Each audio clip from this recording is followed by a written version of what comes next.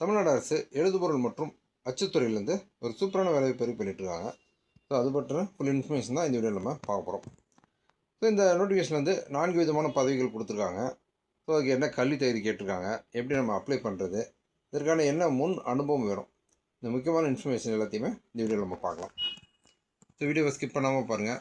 நம்ம சேனலில் வரக்கூடிய latest government job, government schemes பற்றின அப்டேட்லாம் நீங்கள் தொடர்ந்து தெரிஞ்சுக்க நம்ம சேனலை சப்ஸ்கிரைப் பண்ணிக்கோங்க.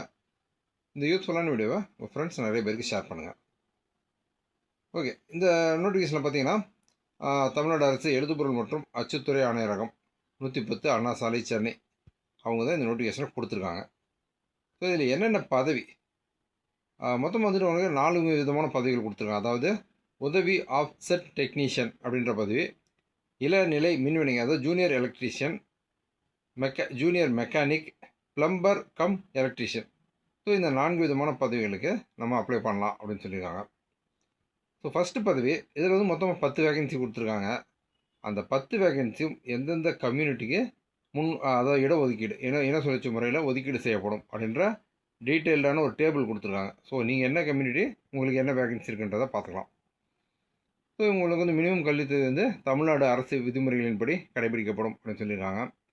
அதுபோல் வந்துட்டு மஸ்ட் பொசஸ் டிப்ளமோ இன் printing technology R technical trade certificate இன் லித்தோ ஆஃப்செட் மிஷின். ஸோ இதுதான் வந்து அவங்களுக்கு தொழில்நுட்ப கல்வி தகுதி. இது 2 இருந்தது அப்படின்னா நீங்கள் இந்த வேலைக்கு விண்ணப்பிக்க முடியும். அதுபோல் அனுபவம் வந்து டிப்ளமோ ஹோல்டர்ஸுக்கு 1 வருடம் கேட்டிருக்காங்க. ட்ரேட் சர்டிஃபிகேட் ஹோல்டர்ஸுக்கு 3 வருடம் அனுபவம் கேட்டிருக்காங்க. அடுத்து இளநிலை மின்வினைங்க அதாவது ஜூனியர் எலக்ட்ரீஷியன், சம்பளம் வந்து 19,500லேருந்து 71,900, 4 வேகன்சி. ஸோ அதற்கான அந்த இன சுழற்சி முறை என்னன்றதையும் தெளிவாக கொடுத்துருக்காங்க. கல்வி தகுதி வந்து மினிமம் SSLC படிச்சிருக்கணும் அவங்க. அதுபோல் வந்துட்டு must possess diploma, must possess appropriate technical trade certificate from any institution approved by recognised by government. Okay, அல்லது டிப்ளமோ பண்ணியிருந்தாலும் விண்ணப்பிக்கலாம் அப்படின்னு சொல்லியிருக்காங்க. ஓகே, அதேமாதிரி உங்களுக்கு வந்து அனுபவம் வந்து 3 விதமான அனுபவம் கேட்டிருக்காங்க. 4 விதமான அனுபவம் கேட்டிருக்காங்க. ஸோ இந்த அனுபவத்தில் எந்த விதமான அனுபவம் உங்களுக்கு இருந்தது அப்படின்னாலும் நீங்கள் இந்த வேலைக்கு விண்ணப்பிக்க முடியும்.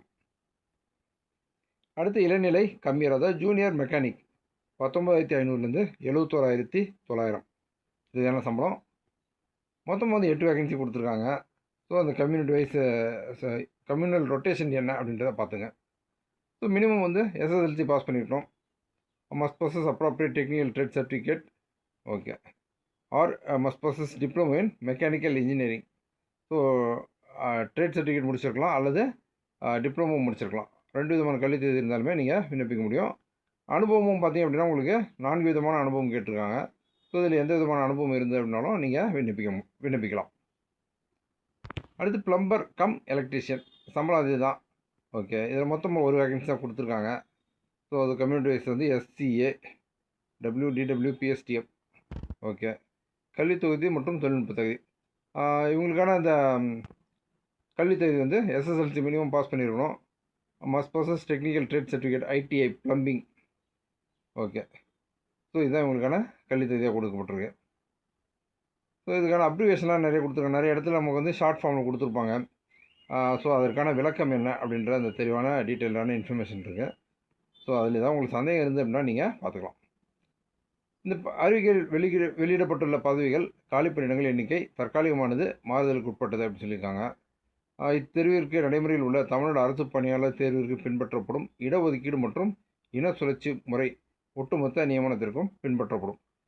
ஸோ தமிழ்நாடு அரசினுடைய விதிமுறைகளின்படி தான் இந்த இன சுழற்சி மற்றும் அந்த இடஒதுக்கீடு தேர்வு முறை எல்லாமே நடைபெறும் அப்படின்னு சொல்லியிருக்காங்க. ஓகே, ஸோ இந்த நியமனம் பற்றின பல்வேறு நிபந்தனைகள் அவங்க வந்து நிறைய விஷயங்கள் வந்து கொடுத்துருக்காங்க. PSTம்னா நம்ம என்ன மாதிரியான சர்டிஃபிகேட் கொடுக்கணும், ஸோ அதேமாதிரி வந்துட்டு உங்களுக்கு எந்தெந்த இன சுழற்சிக்கு என்னென்ன விதமான நம்ம சான்றிதழெலாம் வந்து நம்ம சப்மிட் பண்ணுற மாதிரி இருக்கும் அப்படின்ற விஷயம். ஸோ வந்து அந்த டேர்ம்ஸ் அண்ட் கண்டிஷன்ஸை ஒரு முறை முழுமையாக படித்து பார்த்துருங்க. வயது, ஓகே, இந்த வேலைக்கு விண்ணப்பிக்கிறதுக்கு யார் யாருக்கு எவ்வளோ அதிகபட்ச வயது அப்படின்றத பார்க்கலாம். எல்லாருக்குமே வந்து மினிமம் வந்து 18 வயசு கம்ப்ளீட்டாக இருக்கணும். ஸோ ஓகே, SCA இவங்களுக்கு வந்து நார்மலாக இருந்தீங்க அப்படின்னா 37 வயசு வரைக்கும் விண்ணப்பிக்கலாம். எக்ஸர்வீஸ்மேனாக இருந்தீங்கன்னா 55. SC அவங்களுக்கு 37 நார்மல் பர்சன். முன்னாள் இராணுவத்தினராக இருந்தீங்க அப்படின்னா 55. ST 37 முன்னாள் இராணுவ எக்ஸர்வீஸ்மேன் அப்படின்னா 55. எம்பிசி டிஎன்சி அப்படின்னா 34, எக்ஸ் சர்வீஸ்மேனுக்கு 55, பிசி 34, எக்ஸ் சர்வீஸ்மேன் 55, ஓசி 32, எக்ஸ் சர்வீஸ்மேன் இருந்தீங்க அப்படின்னா 50. Different labelled district widow, different labelled person வந்து 42 வயது வரைக்கும் விண்ணப்பிக்கலாம். டிஸ்ட்ரிக்ட் விடோ வந்து 37 வயது வரைக்கும் விண்ணப்பிக்கலாம். For direct recruitment maximum age limit has been increased by 2 years. Okay, so நீங்கள் இந்த கம்யூனல் வைஸு உங்களுக்கு வந்து அந்த இடஒதுக்கீட்டு அதாவது வயது வரம்பு தளர்வு கேட்குறீங்க அப்படின்னா, ஸோ அதற்கான தகுதி சான்றிதழ் உங்களுடைய கம்யூனிட்டி சர்டிஃபிகேட் இதெல்லாமே வந்து செல்லுபடியாகும் சான்றிதழ்களை வைத்திருக்க வேண்டும். ஸோ அந்த குறிப்பிட்ட தேதிக்குள்ளே நீங்கள் வந்து பெற்ற அந்த உதாரணமாக வந்து நீங்கள் டிஸ்ட்ரிக்ட் விடோ அப்படின்னா அதற்கான சான்றிதழ், நீங்கள் இது மாதிரி எந்த கேட்டகரியில் உங்களுக்கான அந்த வயது வரம்பு தளர்வு கேட்குறீங்களோ அது தொடர்பான சான்றிதழ் நீங்கள் வந்து குறிப்பிட்ட தேதியில் பெறப்பட்ட முறையான ஆவணங்களை வச்சுருக்கணும் அப்படின்னு சொல்லியிருக்காங்க. ஸோ ஓகே, விண்ணப்பதாரர்களுக்கான அறிவுரைகள் கொடுத்துருக்காங்க. ஸோ அதை வந்து முழுமையாக படித்து பார்த்துருங்க. ஸோ வந்து உங்களுக்கு மேற்கண்ட பதவிகளுக்கு விண்ணப்பிப்பதற்கான மாதிரி விண்ணப்பங்கள் பகுதி வாரியாக தனித்தனியே இத்துடன் இணைக்கப்பட்டுள்ளன. ஸோ இந்த நோட்டிஃபிகேஷன்லேயே வந்துட்டு உங்களுக்கு அந்த அப்ளிகேஷன் ஃபார்மேட் வந்து அட்டாச் பண்ணியிருக்காங்க. ஸோ நீங்கள் அதை வந்து டவுன்லோட் பண்ணி நீங்கள் ஃபில்அப் பண்ணி சப்மிட் பண்ணலாம். அதுபோக வந்துட்டு உங்களுக்கு வந்து என்னென்ன சர்டிஃபிகேட் இணைக்கணும் அப்படின்ற ஒரு தகவலும் கொடுத்துருக்காங்க. ஸோ அதெல்லாம் முழுமையாக வந்து ஃபாலோ பண்ணிக்கோங்க. நீங்கள் அப்ளிகேஷன் அப்ளை பண்ணுறதுக்கான கடைசி தேதி 8/4/2024 அன்று மாலை 2026 8/4/2026 அன்று மாலை 5:30 மணிக்கு முன்பாக அலுவலகத்தில் கிடைக்குமாறு கீழ்கண்ட முகவரிக்கு அனுப்பி வைக்கணும் அப்படின்னு சொல்லியிருக்காங்க. ஓகே, நீங்கள் அப்ளிகேஷன் வந்து அனுப்பும்போது உரை மேலே வந்து வேலைவாய்ப்பு விண்ணப்பம், விண்ணப்பிக்கும் பதவியின் பெயர், வேலைவாய்ப்பு விண்ணப்பம் அப்படின்னு போட்டு ப்ராக்கெட்டில் என்ன பதவிக்கு விண்ணப்பிக்கிறீங்க அந்த பதவியின் பெயரை வந்து தெளிவாக குறிப்பிட்டு அனுப்பணும் அப்படின்னு சொல்லியிருக்காங்க. விண்ணப்பம் அனுப்ப வேண்டிய முகவரி ஆணையர், எழுதுபொருள் மற்றும் அச்சுத்துறை ஆணையரகம், 110 அண்ணா சாலை, சென்னை 2. ஸோ இந்த முகவரிக்கு தான் நீங்கள் வந்து அப்ளிகேஷனை அனுப்பணும். ஓகே, இந்த அப்ளிகேஷன் வந்துட்டு நீங்கள் ஆன்லைனில் எவ்வளோ டவுன்லோட் பண்ணிக்கலாம். ஸோ இந்த நோட்டிஃபிகேஷன் லிங்க் நான் உங்களுக்கு டிஸ்கிரிப்ஷன் கொடுக்குறேன், அஃபிஷியல் வெப்சைட் லிங்க்கு. ஸோ அந்த அஃபிஷியல் வெப்சைட் லிங்க்கில் போய்ட்டு நீங்கள் நோட்டிஃபிகேஷனு, அந்த அப்ளிகேஷன் ஃபார்மேட்டு இதெல்லாம் நீங்கள் வந்து டவுன்லோட் பண்ண முடியும்.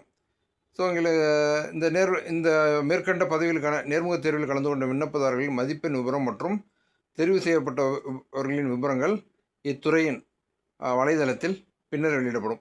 ஸோ இதில் வந்து நீங்கள் செலக்ட் ஆனீங்க அப்படின்னா அது தேர்வு செய்யப்பட்டவங்களுடைய பட்டியல் வந்து இந்த stationaryprinting.tn.gov.in அந்த லிங்க்கில் போனீங்கன்னா உங்களுக்கு அஃபிஷியலாக அனௌன்ஸ் பண்ணுவோம் அப்படின்னு சொல்லியிருக்காங்க.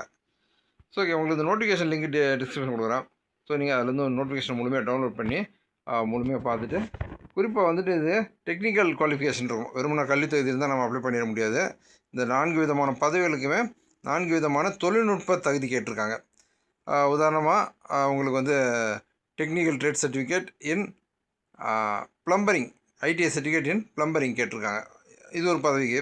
ஸோ அதேமாதிரி ஒவ்வொரு பதவிக்குமே வந்துட்டு ஐடிஐ அல்லது டிப்ளமோ கேட்டிருக்காங்க. தொழில்நுட்ப தகுதி இருக்கக்கூடிய விண்ணப்பதாரர்களுக்கு ஒரு அருமையான வாய்ப்பு. ஸோ இந்த வாய்ப்பை பயன்படுத்திக்கோங்க. இந்த வேலைவாய்ப்பு பற்றி இந்த வீடியோ நான் ஷேர் பண்ண இன்ஃபர்மேஷன்லாம் உங்களுக்கு ரொம்ப யூஸ்ஃபுல்லாக இருந்திருக்கும்னு நான் நம்புகிறேன். இந்த வீடியோ பற்றி உங்களுடைய வியூஸை கமெண்ட்டில் ஷேர் பண்ணுங்கள். நம்ம சேனலில் இருக்கக்கூடிய latest government job, government schemes பற்றின அப்டேட்லாம் நீங்கள் தொடர்ந்து தெரிஞ்சுக்க நம்ம சேனலை சப்ஸ்கிரைப் பண்ணிக்கோங்க. இந்த யூஸ்ஃபுல்லான வீடியோவை உங்கள் ஃப்ரெண்ட்ஸ் நிறைய பேருக்கு ஷேர் பண்ணுங்கள். மீண்டும் அடுத்த வீடியோவில் சந்திப்போம்.